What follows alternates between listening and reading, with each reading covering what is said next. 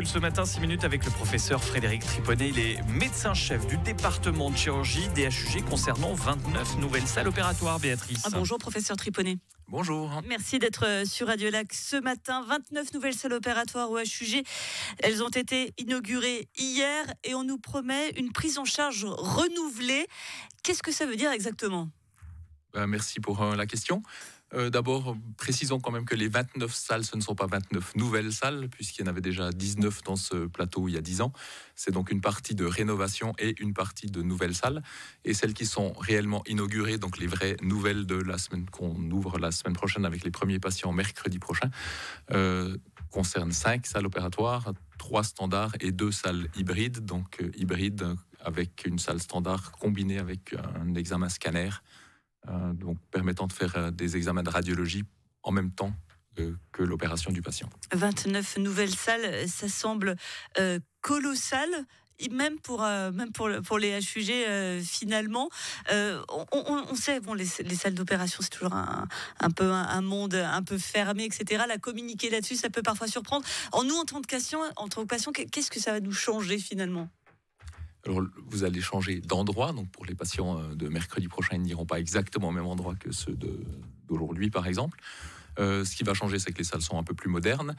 Pour la plupart des patients, ça ne va pas changer grand-chose, où ils ne verront pas la différence, parce que finalement, c'est dans les 3 salles standards, ce sera le même type de chirurgie qui sera effectuée dans des salles plus modernes. Et puis, pour les patients qui pourront ou qui devront bénéficier des 2 nouvelles salles hybrides, alors là, effectivement, ça peut changer, parce que la prise en charge peut être, selon le type de pathologie, plus performante, avec des incisions plus petites, puisqu'on peut faire des radiologies en même temps que la chirurgie, peut combiner des chirurgies avec des examens radiologiques. Donc on peut faire des parties ouvertes en chirurgie standard, si on veut, et des parties en chirurgie fermée par abord, par exemple des vaisseaux au pli de laine pour aller mettre une prothèse dans l'aorte. Vous l'évoquiez, c'est la fin d'un long processus d'une dizaine d'années, parce que un hôpital, ça doit se renouveler plus que régulièrement. Oui, c'est ça. Et c'est vrai que ce grand projet, donc là c'est la fin avec ces 29 nouvelles salles ou salles rénovées, mais finalement c'est une association de petits projets avec certaines extensions de salles pour l'orthopédie par exemple, puisque la demande en chirurgie orthopédique et traumatologique augmente passablement pour différentes raisons, vieillissement de la population, techniques moins invasives qui permettent d'opérer des patients plus fragiles, etc. Donc là, il y a des nouvelles salles qui ont été ouvertes lors de ce processus. Il y a aussi une partie qui était pour les salles robotiques. Alors le robot, il est au HUG depuis 20 ans, 2006. Maintenant, il y en a 2. À l'époque, il se baladait, donc on déplaçait le robot d'une salle à l'autre en fonction des besoins, mais avec des difficultés techniques, des risques d'abîmer ce robot qui est quand même assez fragile. Maintenant, on a créé 2 salles qui contiennent le robot. Et donc, c'est les patients et les chirurgiens qui vont dans ces salles pour quand il y a besoin d'utiliser le robot. Par ailleurs, le personnel s'est aussi spécialisé parce que justement, c'est aussi compliqué. C'est une question technique et logistique autour de ces robots. Et donc, de les permettre de les laisser au même endroit, ça permet de spécialiser tout le personnel qui s'en occupe. Alors, vous l'évoquez, des robots, des salles renouvelées. Alors, j'ose vous poser la question, vous êtes un professeur qui a de l'expérience. J'imagine combien votre métier a dû changer sans complètement se révolutionner, mais depuis le début de votre pratique, ce n'est clairement plus la même chose ? Non, c'est vrai que la chirurgie a grandement changé ces 30 dernières années, puisque j'ai commencé finalement ma formation en chirurgie il y a une trentaine d'années.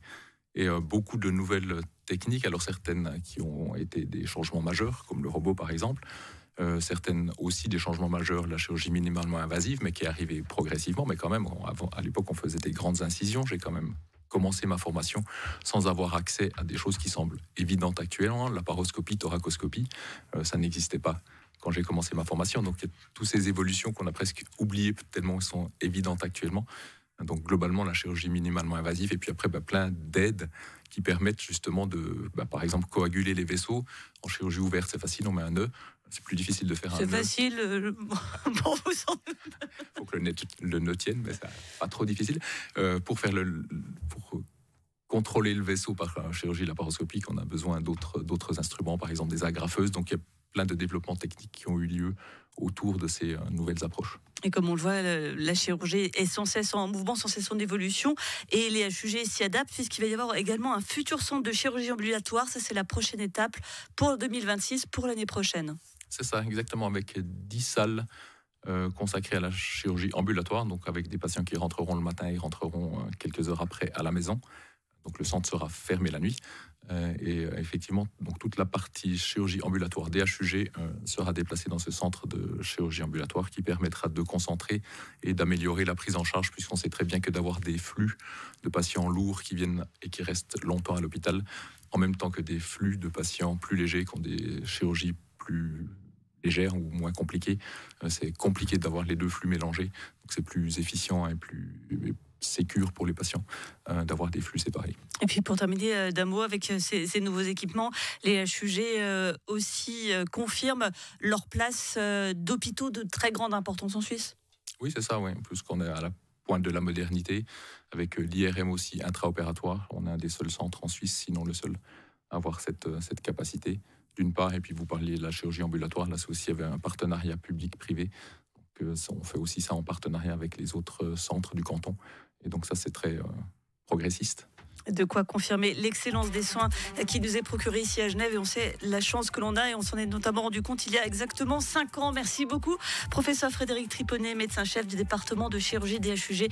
Et on se permet amitié à toutes vos équipes que l'on sait très nombreuses à nous écouter.